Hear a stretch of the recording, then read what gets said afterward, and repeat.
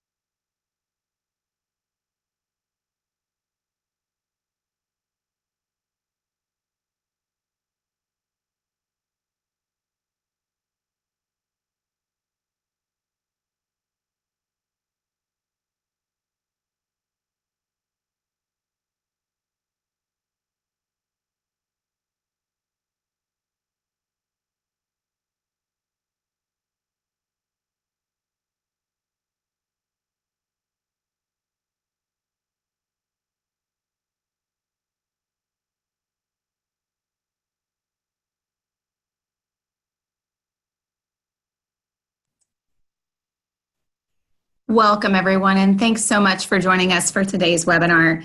My name is Mary Ann Hensley, and I'm the Vice President of Marketing here at FreightWaves, and we are happy to present today's webinar in partnership with Trucker Tools. Today, we're going to be exploring how technology is shifting the way that the freight industry is planning and making decisions in order to stay ahead of today's evolving market. We'll be hearing insights from Prasad Golapalli, founder and CEO of Trucker Tools, as well as Tom Curie, who's the Vice President of Strategic Development at Skate Logistics. We'll also have a live Q&A with both speakers following the presentation, so be sure to get your questions ready for them. Before we get started, I'd like to cover just a couple of quick housekeeping items. First, if you have any issues during the webinar, please feel free to reach out to our team via the chat function in your Zoom control panel. Also, if you have questions that you would like to submit to our speakers, please enter those through the Q&A box in your control panel, and we'll get to as many of those as possible during the live audience Q&A following the presentation. At this point, and without further ado, I will go ahead and turn it over to Prasad. Hey, thank you, Marianne. Good afternoon, everyone, for joining our webinar. Today we have an amazing guest with us, Tom Curry from Kingsgate. So I'll get started, have Tom introduce himself. Yep, so my name is Tom Curry. I'm VP of Strategic Development with Kingsgate Logistics. I've been in the logistics space for about 13 years. I've done a little bit on every side of the spectrum. I've worked in brokerages. I spent about 4.5 years in the refrigerated carrier space with a produce hauler. We ran about 200 owner-operators. Also worked in fulfillment with about 100,000 square foot warehouse. With Kingsgate, we are a second-generation family-owned logistics company. We were founded in 1986. We've been really fortunate that the last 5+ years we've been experiencing 20 to 30% sales growth year over year.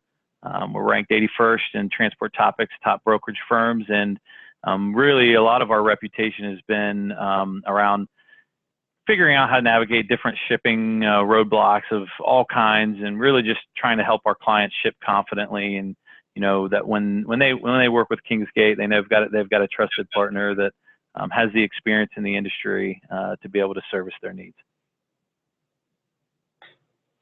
Fantastic. Thanks, Tom.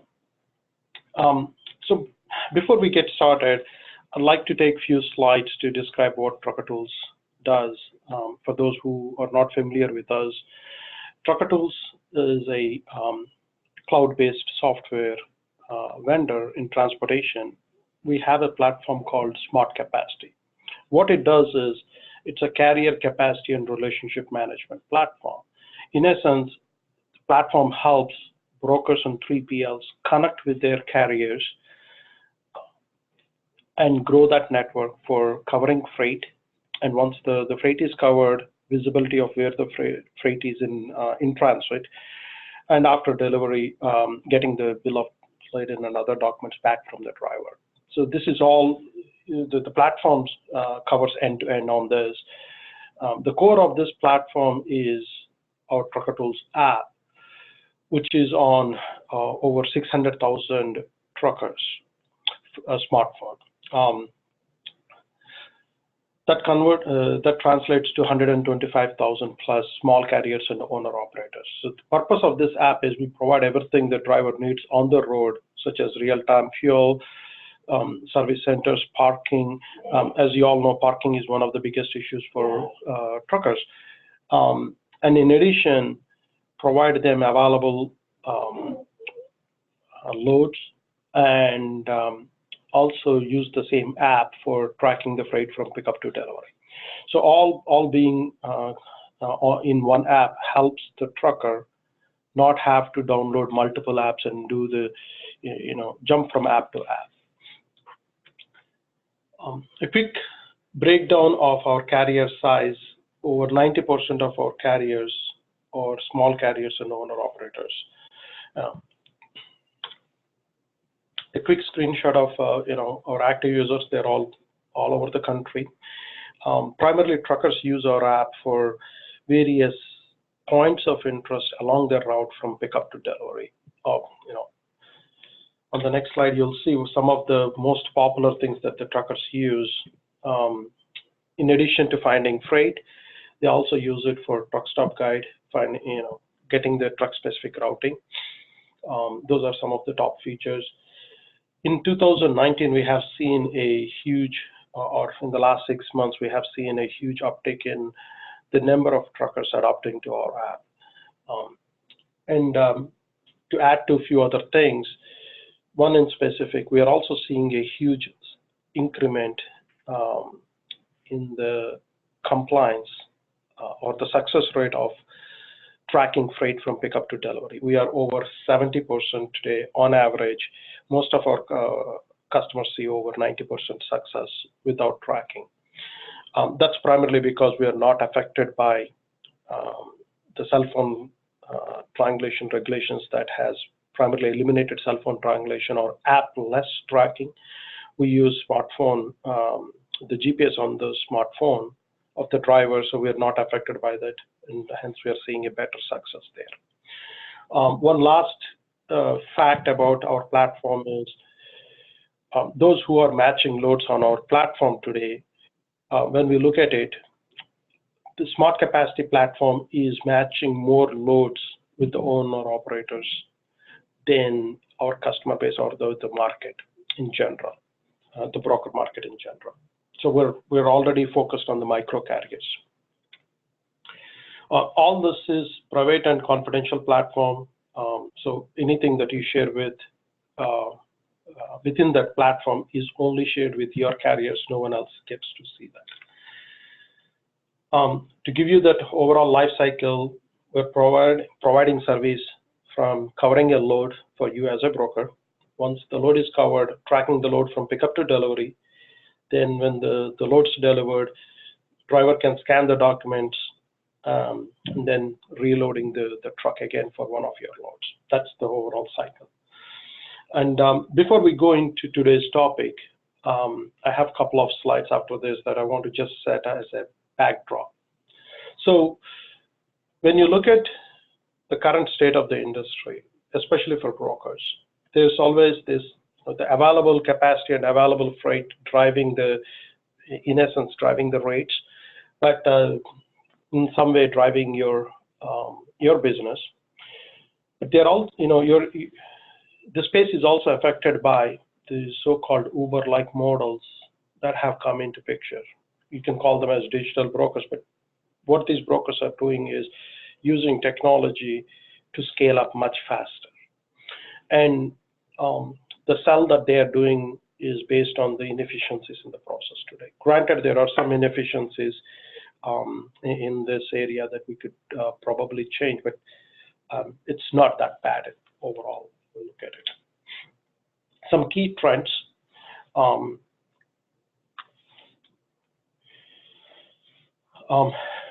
So as I said earlier, about the visibility of freight has become pretty much the standard today.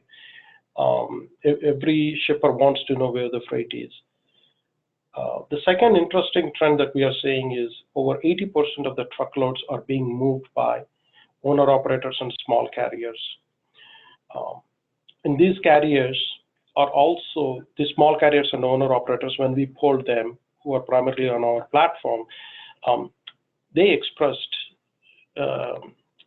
their feedback is that they're adopting to digital freight matching models much faster than we expected them to do. One of the issues that these carriers are facing is detention in addition to parking. Those are the two major things that the small carriers have. And the last one, there is an improved focus on technology for growth and efficiency. That's probably, the more interesting thing is that, because for today's webinar, our goal is, let's talk about technology, how that's changing this space as a whole. With that, let me turn it to Tom. Tom, one of the things that we are seeing in this space is that the way brokers are buying technology is changing, has changed significantly compared to 10, 15 years. Today, it's a lot more different. Things like looking at short-term goals rather than long-term goals with technology, not trying to build or buy technology that's going to be, bought once forever for the next 10, 15 years. So in some sense, focusing on continuous enhancements rather than a fixed solution. And people are using that as a leverage to compete with other players in this space. So, in your experience, what are some of your, thoughts on this? Yeah. So, being in, I've worked at a couple of different logistics companies, and part of my responsibilities each time I've come in has been on that tech side, right? Figure out what are we using, what aren't we using, what should we be using. And I can tell you through that journey for myself, a lot of time it was solely focused on talk about a TMS. Do we have the right TMS? Do we have the wrong TMS? And I think for a long time, that was kind of the way that we would evaluate what we were going to do. Are we going to change TMSs or are we not going to change TMSs? And I think what has been interesting in this space is what we've seen integration become such an incredible part of this journey, right? So it's not I gotta take this system out, I gotta remove it out of my servers, and I gotta put a whole new system in, I gotta change all my processes. And so what's been important about that for us is there are so many different tech offerings out there now. I mean, I get calls every single week for some new great technology that's going to fix all of my problems. And what previously, the evaluation process was solely just around the tech. But what's changed for us is it's not just about the product that you see today, but the product that it's going to be a year from today. And who is that team that you're working with behind that product? Because what I think many of us have experienced is we've bought the product, we saw the demo, we got excited, we signed the agreement, we implemented it, and then a lot of us probably have those tools sitting around in a back cupboard somewhere, and we're not actually putting it to work. And I think that's why it's so important that, while we're in these evaluation processes, it's more about just evaluating the tech and does it do what it says it's going to do. But you really need to be evaluating the team that you're signing up with.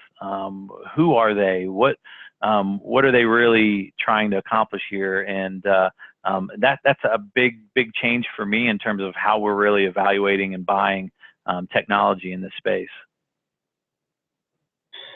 That's interesting that you mentioned about it's not just the product, but it's also the team.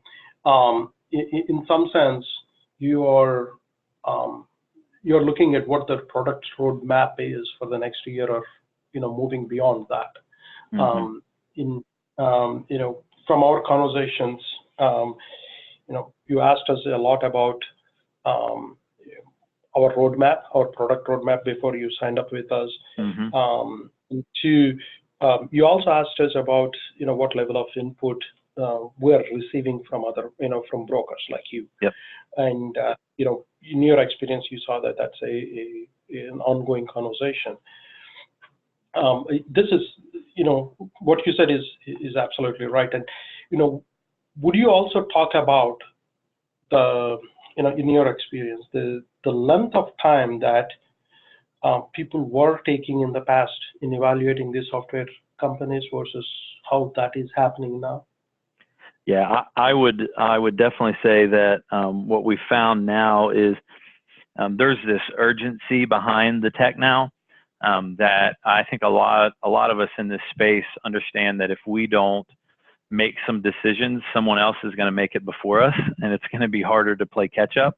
The bigger thing for us in that discussion is, as a company, when we look for a partner, there's a key word that I usually look for, and that word for me is influence.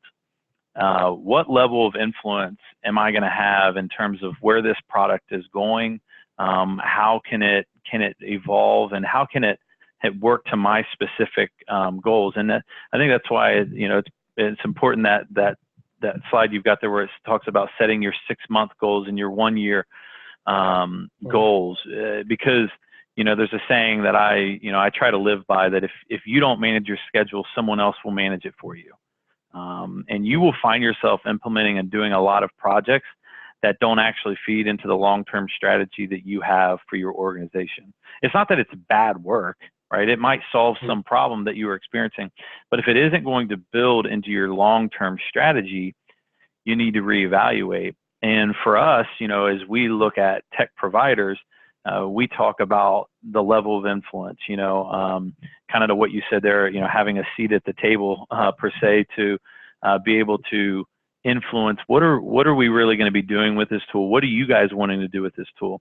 Because there's a lot of tech companies that are excited about mergers and acquisitions and buying other companies and adding to their portfolio that way. And that can be good, and that can work well.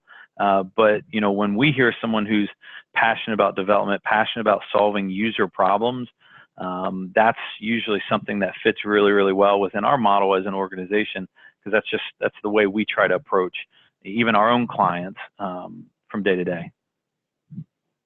That's absolutely, right. It's almost like, in some sense, the whole model, the evaluation period of software, I'm using, 15 years back, 10 years back mindset, right? You evaluate software, you take some time. It could be 6 months, it could be 1 year. Evaluate software and then you buy and then you use. In some sense, that model has changed where you evaluate, but you're also constantly like, let's say you evaluate for a month, you purchase the software. Yes. You start using it, but you're continuously evaluating the usage of it while you're using it to decide if you want to go beyond a year, beyond 6 months. And during this time, you're putting the pressure back on the vendor to enhance their product to meet your requirements. So this is almost like, your evaluation process and uses are happening both at the same time instead of, Well, I think what's interesting about it is the evaluation process doesn't stop in a model like what we're working in today, right? Previously, you evaluate, you buy, and then when it doesn't work the way you say, well, we're stuck with it. In today's environment, we call up the team and we say, hey, we've been using this and this actually doesn't work for our team. And what's nice is the flexibility that like even you guys offer, right, for us, is that the flexibility to say, okay, I can tweak this for your business and it's not going to impact everyone else, right? It's going to allow you to function the way that you need to and process things the way that you need to, so that I can service my carriers or my clients the best way possible. And it's a constant evaluation. That's why the conversation is so important. It's about more than having a sales rep who maybe gets you signed up, but working with that customer success team to where you're able to say, okay, I could do a better job with this if it also did X, Y, Z, and then actually working with the team to see that happen. And then you evaluate that, and then as you evaluate that, you find something else that you say, hey, we could take this a little further, and you become, right, an extension of our team, almost like it's our own development team working on this tool that we're using internally. You're right, and there are no two roles here. The roles between a customer and a vendor, they're kind of the boundaries of these two roles are, disappearing, and in some way, collaboration is the key word that we are seeing a lot. One of the things, just recapping our discussion on that, I just put a slide here. It's almost like a continuous growth for a learning model. We're constantly learning from. I can speak from a vendor viewpoint. We're constantly learning how customers like you are using technology and what else can we do. This is we don't believe on day one that we know everything. And the second thing I believe that this model is going is, like you said, the needs of the businesses are changing. Transportation is changing.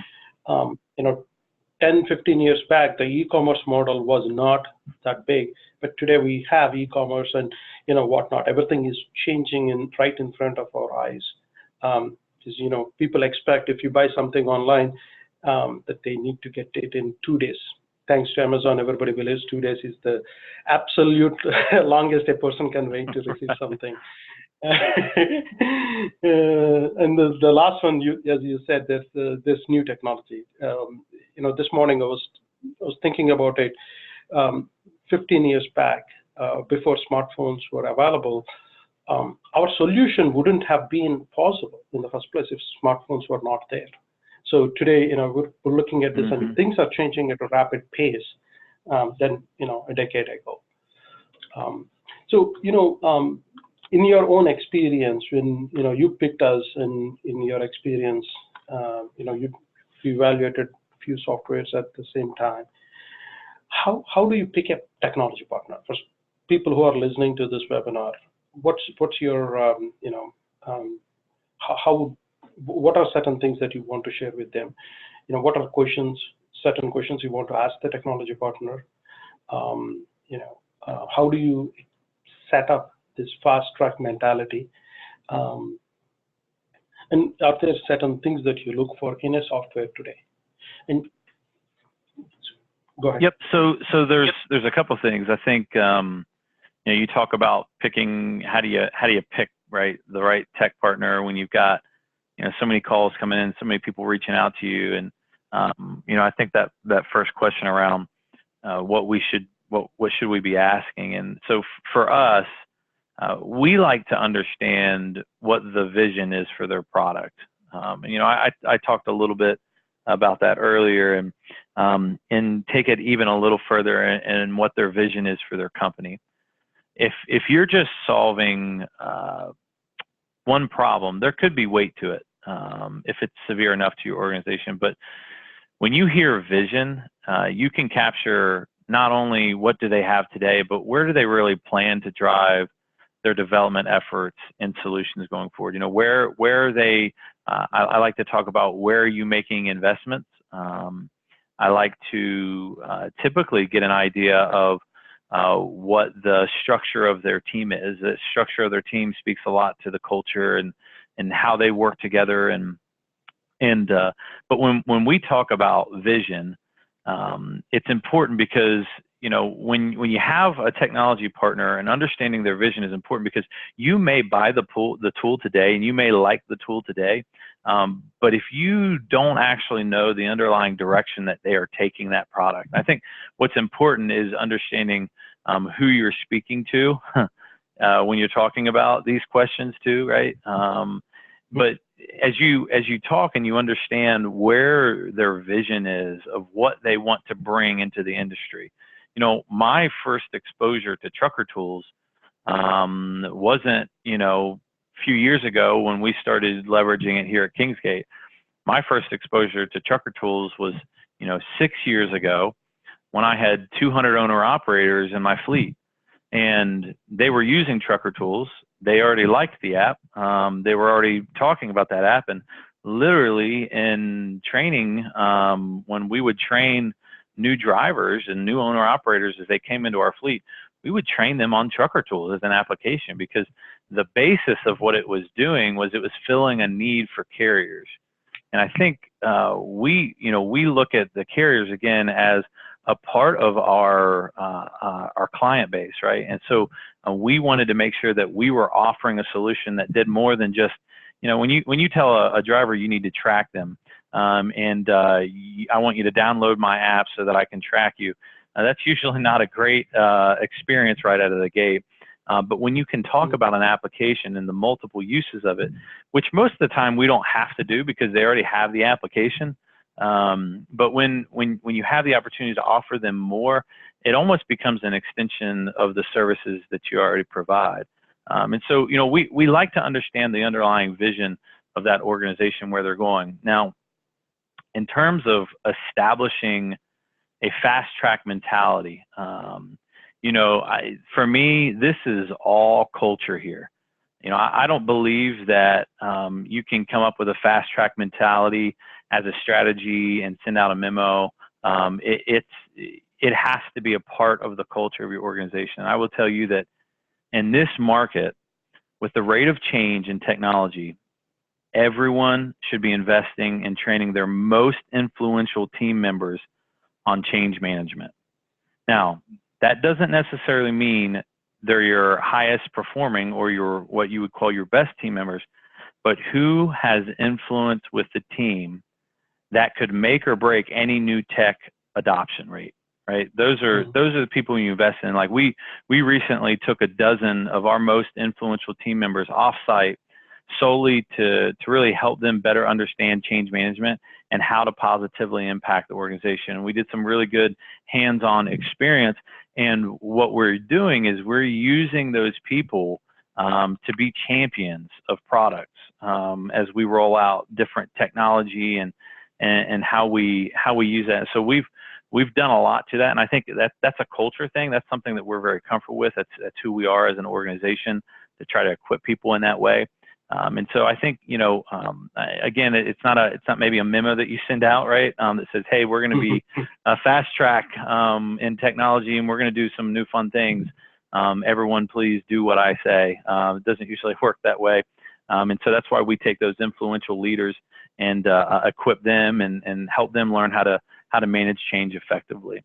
And on your last one here about what you should look for in a technology solution, that really comes back to the conversation we had about understanding, I think, vision and your own 6 to 12 month goals. I think, again, there's a lot of great tech in the space. There's a lot of different things that you could do, but it's really going to come down to what need are you trying to fill for your clients. You talk about small carriers. I met with a client of ours just a few days ago, and we were talking about tracking and the ability to actually track location. And the client had said to me, yeah, I think that'd be really great. But unfortunately, the small carriers, they won't do it. They don't have the technology to do it. And then I was able to pull up, what we're doing with smart capacity and load track and say, hey, just so you know, these are all small carriers. Yeah, that's 90% of what we're using to cover our freight today is those smaller carriers, and they do have the technology because they have a cell phone. They have a smartphone, and they live off of that. It keeps them connected to their family, and it also allows them to do what they need to on the road. And so, I think again, it's about what needs do you have in your organization, and how can you find a partner who is going to work with you to develop that to the next level, not someone that says, here's your product, hopefully it'll work out well for you.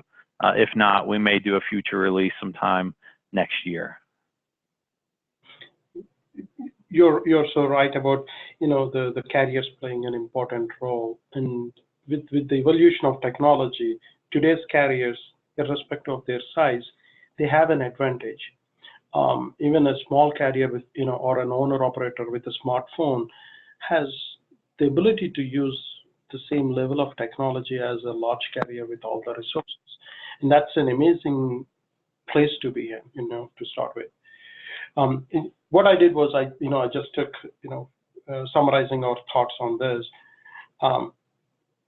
Technology partner whose vision is constantly changing, but in some way they're a technology vendor in this space should think like a broker in some sense, because that's who we are supporting today. We're not, it's not a Silicon Valley company, it's not a social media company. I'm just using this as an example, like a Facebook or something.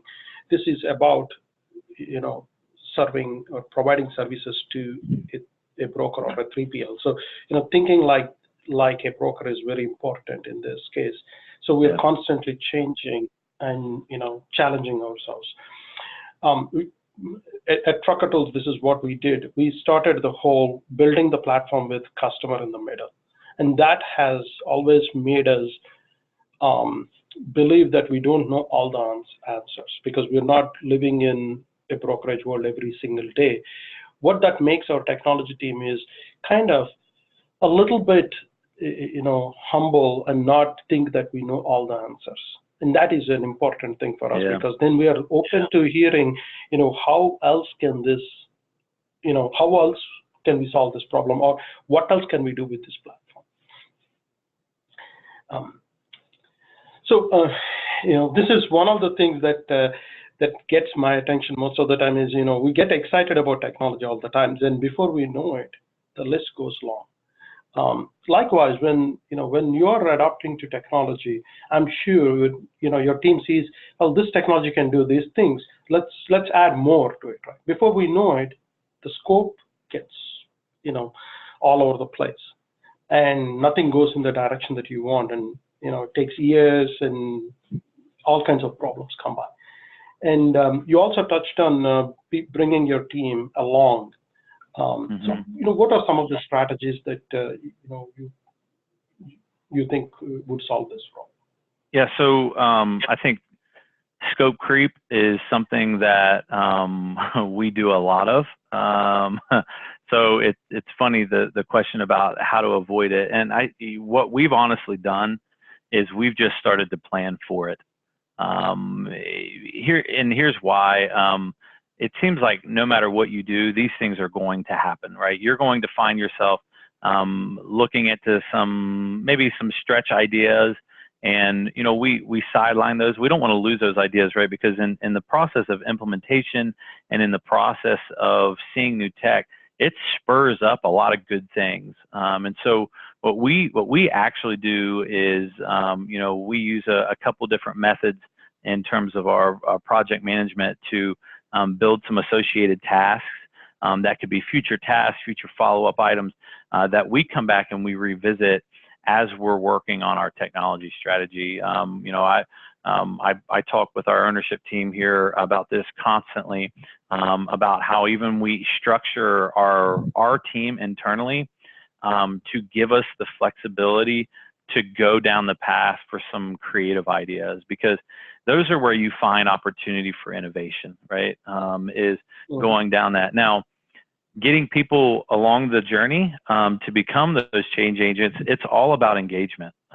We are doing a pretty significant user experience project right now at the company, and we've got a project team that's working, and we're working to come up with some creative solutions around 4 specific areas. And next week we are actually daily we are releasing that question to the company into our break areas, and people are encouraged to come up and they take a post-it note and they write down their idea on that problem and how they might solve it, and they post it up there. And by the end of the day, we got a whole huge wall full of different ideas, and we take them and we aggregate them and we say, look, there's some consistencies here, and we engage them through the process. We did that with Smart Capacity with the Trucker Tools team, that we phased some of those things in to help people become the change agent. It helped us to identify who was the right person to maybe champion the product. And then once we found the right person, we kind of built up around them and encouraged them in it, and kind of made them a leader within the group because of what they're doing. And so we worked really hard to do that. And we're doing a lot around internal communication, and with the use of an intranet to even get more engagement in a different way. So I think there's a lot that you can do there. But the best thing I think you can do to avoid scope creep is actually plan for scope creep, because I think it actually allows a lot of opportunity for new ideas. You're right, and as a technology company, we have the same situation too. We want to get, there are a lot of things that we want to do at the same time. And with the one approach that we normally do is we try to phase it out with the idea of, let's get the best, the low-hanging fruit or the best impact feature first, or the solution first. And when we do that, typically what happens is a lot of these ideas, while they're great on the surface, sometimes they are probably less impactful, and the priorities drop on them if we phase it out. And that's another way for us to phase these things is have the constant communication with our customers like you. And when we hear you say, hey, this is something that we would really use, and we put it out and you are actually using it, that tells us that that's, we need to build on it. Or if we build something and your team is not using it, then we try not to put things a lot more on it, or ask reasons why that's happening. And so it kind of gives us an idea of what's working, what's not working. Right? Yeah, and I actually see a question here that was asked about what kind of guidelines do we apply really to estimate or plan for scope creep? Is it a percentage of the overall planned project? And from our perspective internally, we usually keep that right around the 20% mark. We've seen it to play out well. If we plan for about 20% more time on our projects, it usually gives us the flexibility to do that. But a lot of times when we have scope creep like that, we will engage a different team member to go down that path. So sometimes it doesn't impact our project timelines because we shift it off to a different team member who, again, it helps us with engagement, right? That other person then gets engaged in the process and they say, hey, we're working on this project and this idea came up. Can you do a little research? Can you vet it out? Can you see if there might be any buy-in and use something like that? Sure. Yeah. So the next two slides are talking, primarily my questions are related to there's being perfect in technology is actually a hindrance. Good enough is probably the most important thing to get started because, by the time we constantly talk about, I'm sure you probably hear this in transportation where, we say, hey, we're going to build a perfect solution and it's going to take us 4 years. And in these 4 years, by the time we finish the technology, well, now today it seems perfect, but 4 years later, it's no more perfect. And our customers have already gone to another solution and, moved on with this. In some sense, this is a hindrance, right? What are your thoughts on this? Yeah, so, it's funny. This is a big topic for, I think it extends beyond even just technology into a lot of different things. I think tech takes a beating on this for sure. Growing up, my father and I, we used to go hiking, and my father it seemed like anytime you go out in the woods, you will find a roll of rusted fence laying out in the field somewhere. And what my dad would always tell me, he would ask me, what type of fence is that? And I'd say, well, it's, chicken fence or whatever it was. And he'd say, no, he would always correct me and say, that's was gonna fence. That's someone was gonna put that fence up and they never did.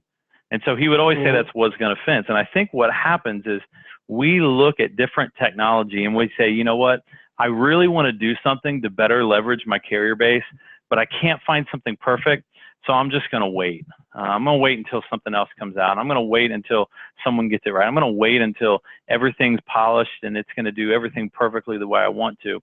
And the problem is a lot of these companies, they don't even know your ideas to help them take that to that level, right? And so people withdraw and they don't become a part of this process. And I think it's very true that a lot of people will look back and say, man, I wish I would have done that. That becomes a challenge, right? Because then you're trying to play catch up. Or maybe you could have been more on cutting edge and being a part of developing this in such a way that it would work really, really well for your business. And so, that's why I think it's such a hindrance, because everyone wants the perfect solution. Everyone wants the perfect integration. Everyone wants the perfect user interface. And sometimes people aren't willing to go through that process. But I think anything in life, it takes some time, right? And so I like what you've got there about embrace the 80% solution. If this product is serving a purpose, like for us, when we first started working with Trucker Tools, it was all about tracking for us, right? We needed to track, and we wanted a platform that would give us accuracy, and we wanted a platform that we could get our carriers and our drivers to adopt well to.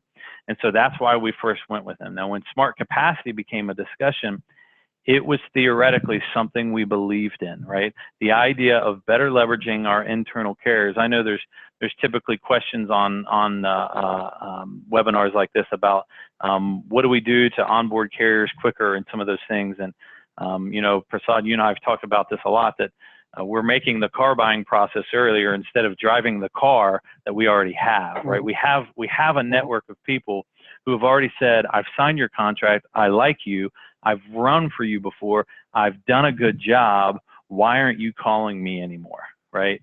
And it's that relational piece that we often miss. And so when we looked at Trucker Tools, it was the 80%, right? There were things about it we liked.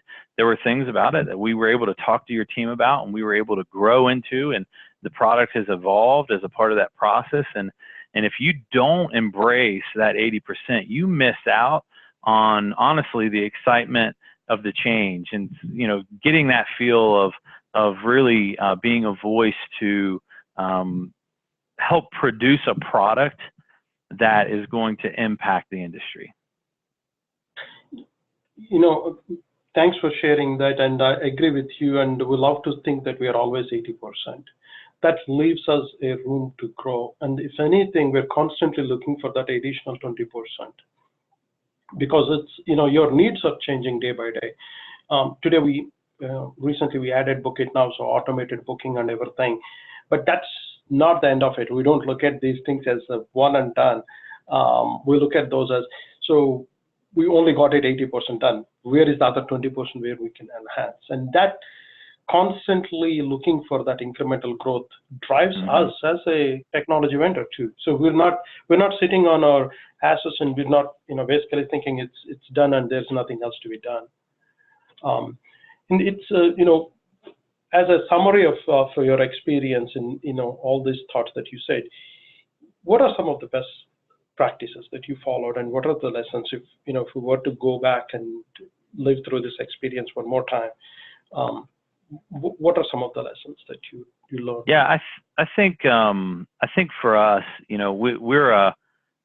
we're kind of what I would call a tech happy company. We get pretty excited about new tech, and we spend a lot of time, vetting out and seeing if it's a good match, if it's a good fit culturally, for who we are. Again, I would say lessons learned. One I would definitely say is make sure you know what your vision is for the next 6 months to a year. And I would also say, don't be afraid to say this isn't a part of our vision right now. I think that a lot of people will jump onto opportunities, and then they won't actually actively engage. And I think, Prasad, you would say from your end too, I don't think it does anyone good to onboard a customer for them to not use your product and not be able to reap the benefits of the team, right? That doesn't only do a disservice to your new client, but it does a disservice for you and your team, for them being able to really help be a part of what you guys are looking to accomplish. And so I would say knowing what your next 6 to 12 months looks like is a really important part of the process. The other lesson learned, I would say, is from my perspective and my experiences, you have to engage as many people as you can, as quickly as you can. The more you get people engaged in the process, the more they have an opportunity to voice their ideas and their opinions, the quicker you see some of those things come to life. And honestly, you're able to move to the business's needs a lot quicker, right? We can find ourselves doing a lot of things siloed in our businesses, where, I could sit in my office and decide, hey, this is what would make it work for everybody out there.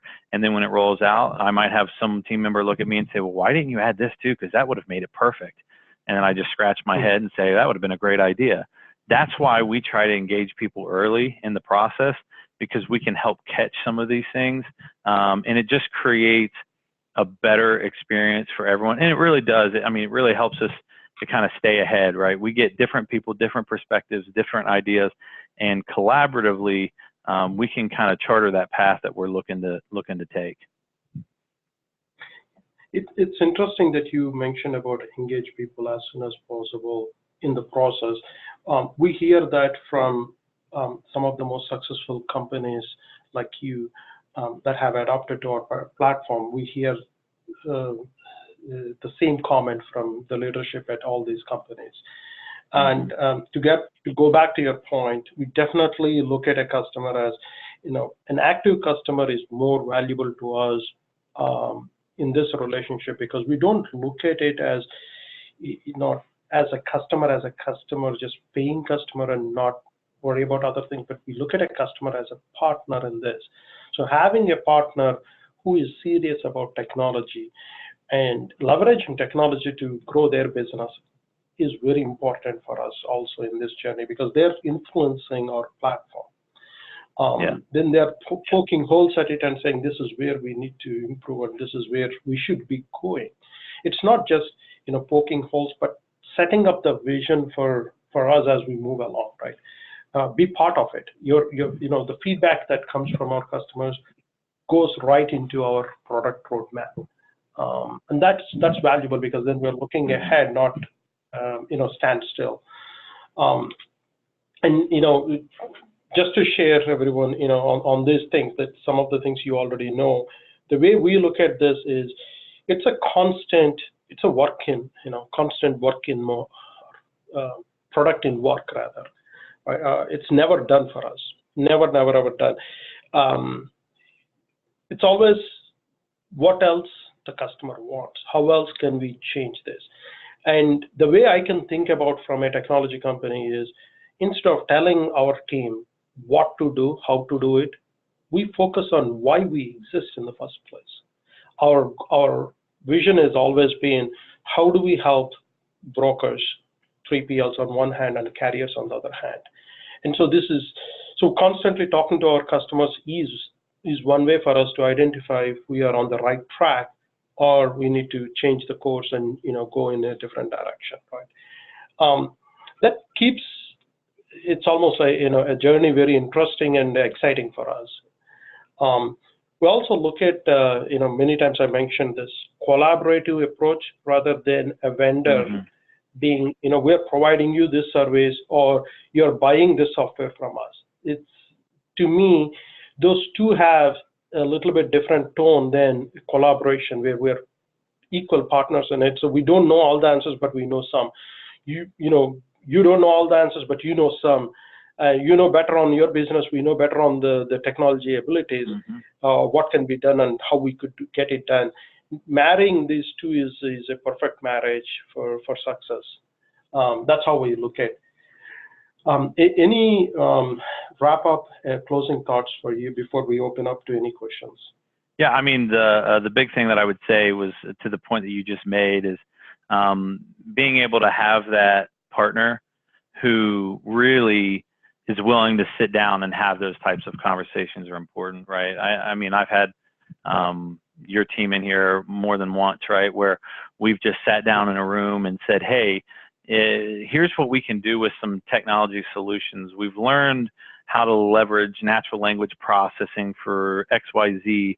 How else would you like to see us use this? And be able to do some solutioneering, I would say, with the team is really an exciting part of that kind of that collaborative partnership that we have with the Trucker Tools team. So, and that's why I say I think it's so important to understand the vision in the team that you would be connecting with.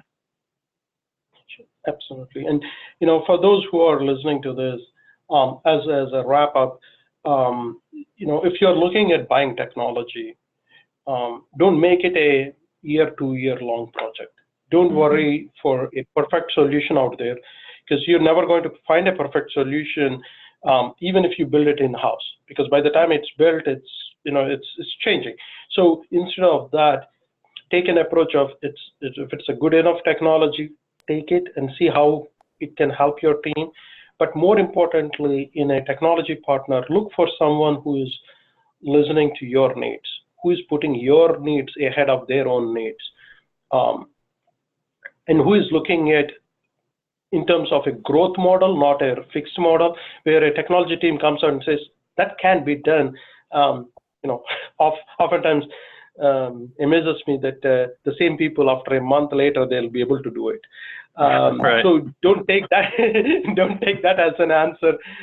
Don't let your technology vendor tell you that can't be done. Ask them, challenge them to improve on what they provide you every single day.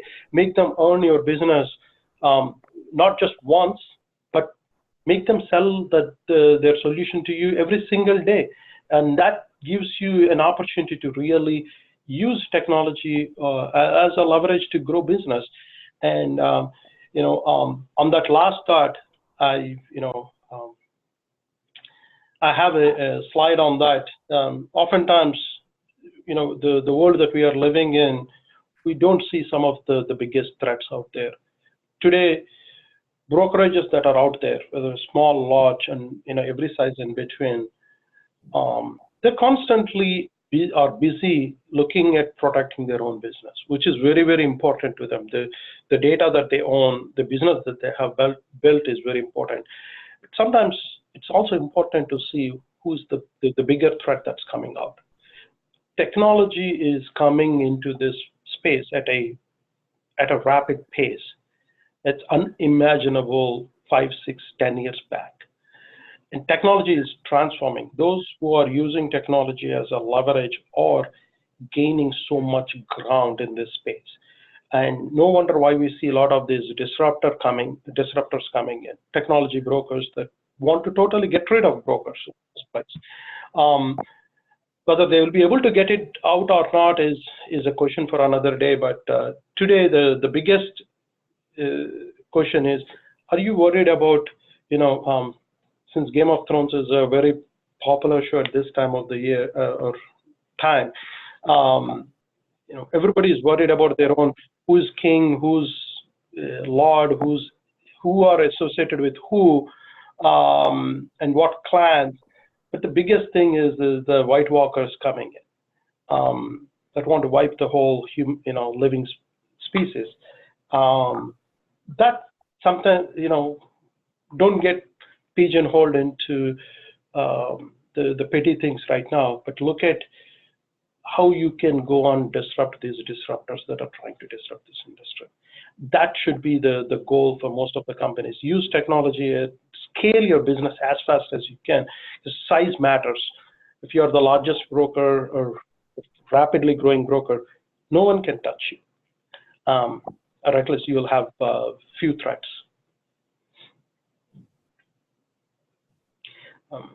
So with that, I would like to open it to Marianne for questions.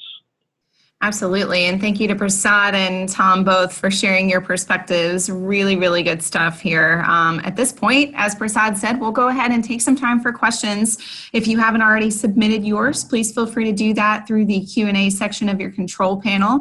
We do have several so far. So Prasad, we will start with you. Kind of when it comes to trucker tools, how do you use technology to increase onboarding of small carriers from a contractual perspective, particularly as it relates to small owner operators?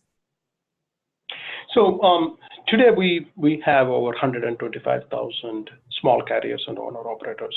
Majority of them, over 90% of them, are really small carriers. Over 80% of them are micro carriers, so 10 trucks or less. So the way we adopted these carriers on our platform is by building a platform that really addresses carriers' problems. So that has been the core for us. So the same approach that we use with our brokers, we follow that with carriers. We listen to them, we hear what their problems are. So we help them solve the two important issues for them. One is detention and parking. So with the detention, we send alerts to the brokers, shippers. So that's how we're trying to reduce the detention time and give them additional information on shipper locations, so they don't have to, they know what they're getting into. On the parking side, we help them with, what are the available parking spots, total number of parking areas in that. In fact, over summer, we are launching an enhanced product for parking that would really solve the parking issue for these carriers. But the approach there we have taken is we provide an app that does more, many things, just rather than one thing, and that does what the carriers want in the first place. So all in one, and the features that carriers like are the key to get that traction with the carriers. Awesome, great. And I would open this next question up to both of you. When making a technology purchase, obviously it's an investment. I think that's why, a lot of people kind of stand back and wait to see what happens. The question is, should you get proof that the new technology being sold to you actually does what they say it will? And if so, what's the best way to get it? Tom, you want to answer this first? Yeah, so I would say, I'd say you definitely need to get proof that it actually does what it says it's going to do. I think that a lot of times people see things on the surface and they get excited about that. It has to be a part of your vetting process that you actually get to use it. So there's, I think what's great is there are a number of companies in this space now that will give you the opportunity to maybe play with it, right? Do a trial run, do some testing, maybe an introductory phase. And I really encourage those types of things. What I would also say is you need to talk to some people that are actually using the product.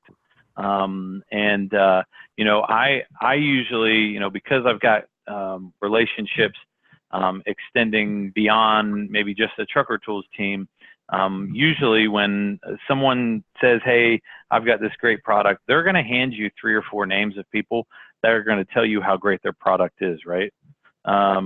What I like to do is I reach out to other people in the network and say, hey, do you know anyone who didn't have a great experience with them?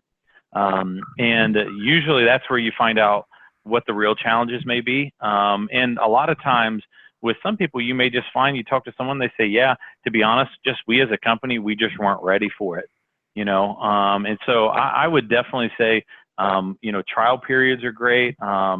To really vet that out. That should be a part of your journey.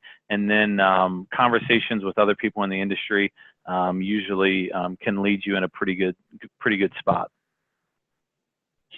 And Tom, to add to that, you know, our experience is we try to give our customers a little bit of a ramp up or a kind of a, you know, try it as when you come on board. And 2, we also don't make a huge upfront implementation phase.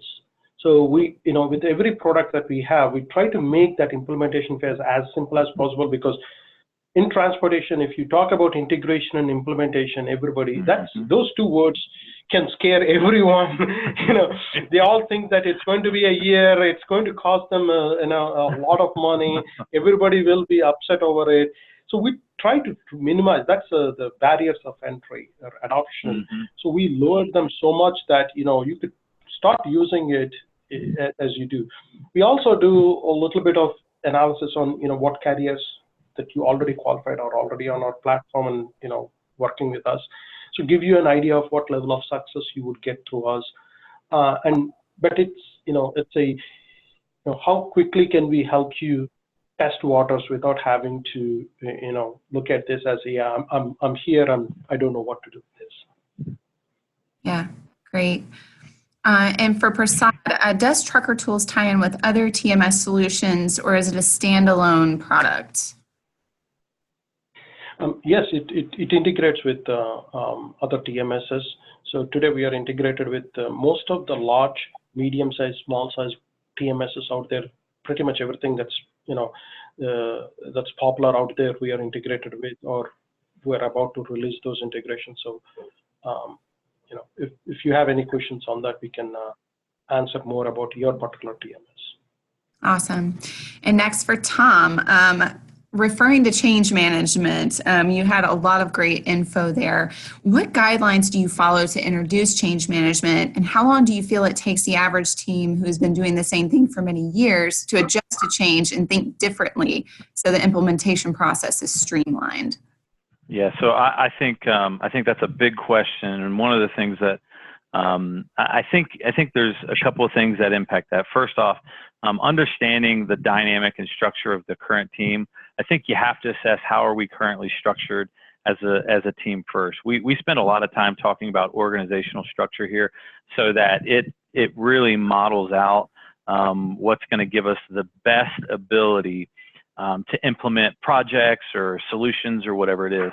What I will say to that is, when you start talking about moving kind of the direction, I know some people, I would say you're talking 3 to 6 months. And I think there are some easy, quick wins that you can do early. But I think if you're literally going to turn a ship, you know, a ship is turned with a very small rudder, and it takes time to do that. And it's just going to be dependent on the size of your team. If you've got a team of 2, that should be much quicker, right? If you've got a team of 15 to 40, it's going to take longer, right? And so I think there's a couple different factors that drive that, but that's kind of what I would say from a timeline perspective. Okay, great. Thank you. And we are right up on the hour. So at this point, Prasad and Tom, thank you so much for being here. Would either of you like to offer any closing thoughts before we sign off today? The only thing I would say, and I know Prasad may echo this, is I would just say don't be afraid to jump in with a partner if they've got the right vision for what you're looking to do. Just because the product may not be at 120% of what you want, don't be afraid to get in, be a part of the process, and be a part of really developing something great for our industry.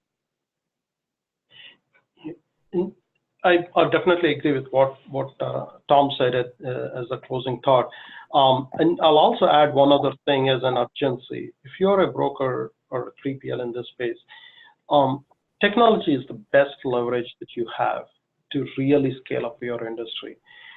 Unemployment rate is very low, so finding employees, good resources is very difficult. Even when you have good resources, you still need technology. Technology is when used properly, can really scale up your business. So it's not about finding that the ideal match. It's about using what you get today and making it better. If in any way, it's you who makes the software better or perfect. It's not the software coming to you perfectly. So with that, if you're in the market, don't hesitate. Move fast. That's probably the advice I can share with everyone. Yeah, that's absolutely great. Thank you both. And thank you to everyone who joined in. Rest assured, I will get all of your questions over to our speakers. So hopefully they'll be able to follow up with you after the webinar, even if we didn't get to those questions live today. We really appreciate you sending those on. So thank you to everyone again for taking the time to listen in. Thank you to Trucker Tools for partnering with us for today's presentation. And once again, thank you to Prasad and Tom for sharing your insights with us today. I hope you'll join us again next time. Thank you all. Thank you.